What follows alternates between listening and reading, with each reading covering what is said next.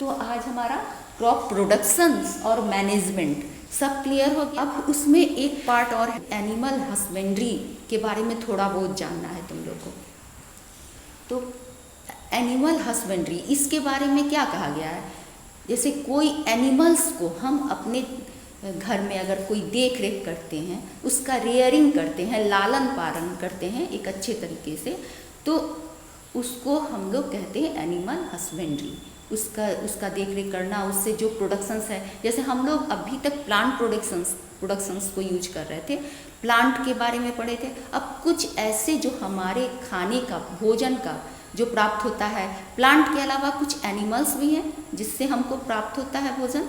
जैसे एनिमल्स में हम लोग जैसे मीट है, फिश है, फिर एग्स है, मिल्क है, ये सब चीज़ हम लोग डिपेंड करते हैं एनिमल्स पे, जो हम लोग इंटेक करते हैं फूड के रूप में। तो इन लोग का भी हमारे खाने के लिए इन लोग का भी रेयरिंग किया जाता है, जिससे हमें बहुत सारे न्यूट्रिएंट्स मिले इनके द्वारा। तो उसका भी जो रख रखाव होता है जहाँ एनिमल का किया जाता है, तो उसको हम लोग कहते हैं एनिमल हस्बेंड्री, ठीक है।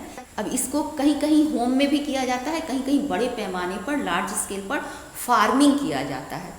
तो उससे हमारे यहाँ जो भी ये प्रोसेसिंग करते हैं, इससे हमारे किसान चाहे जो भी इस प्रोसेस को करके अच्छा मुनाफा भी कमाते हैं, और हम लोग के लिए एक अच्छा फूड भी प्राप्त होता है।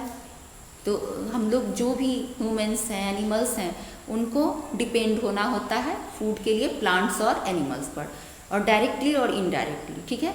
अब जैसे इसमें है कि प्लांट्स से जो हमको जो भी प्राप्त होता है, बहुत सारे ऐसे एनिमल्स हैं जैसे काऊ हैं, बफेलो हैं, इन सब से हमें मिल्क की प्राप्ति होती है। तो इनका रेयरिंग करना, इनका शेल्टर कैसा हो, इनको क्या खिलाया पिलाया जाए, कौन सा रफेज दिया जाए जिससे इनका ग्रोथ हो और अच्छा मिल्क हमें मिले, ठीक है।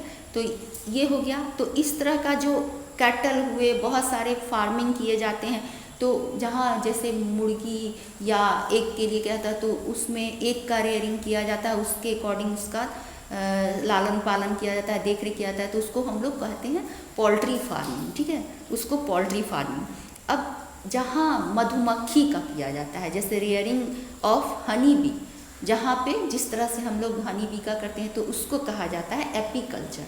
जैसे 2-3 नाम आएगा जिसको अच्छी तरह क्लियर होना जरूरी है, जो तुम लोग अच्छी तरह समझ लेना, उसको नोट भी कर लेना कि क्या पोल्ट्री फार्मिंग क्या है, कैटल फार्मिंग क्या है, एपीकल्चर क्या है। तो एपीकल्चर में क्या होता है, रेयरिंग ऑफ हनी बीज, मधुमक्खी का। और जहाँ मछली का क्या आता है, रेयरिंग ऑफ फिश, जहाँ पर रेयरिंग ऑफ फिश किया जाता है तो उसको कहते हैं, लार्ज स्केल पर फिश का रेयरिंग किया जाता है, उसको कहते हैं पीसी कल्चर, क्लियर।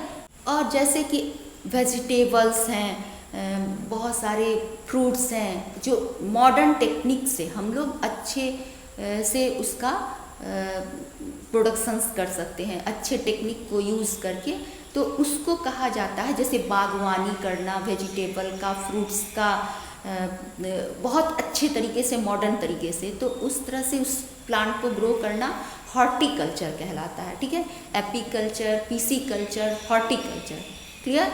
तो इस तरह लार्ज स्केल में अगर कोई चीज़ को रेयरिंग किया जाता है, तो उसको, प्लांट को, वेजिटेबल को हॉर्टिकल्चर में कहा गया, और फिश को पीसी कल्चर, और पोल्ट्री को पोल्ट्री फार्मिंग। इस तरह करके हम बहुत सारे नाम आएंगे, एपीकल्चर, पीसी कल्चर। तो क्लियर हो गया तुम लोग को।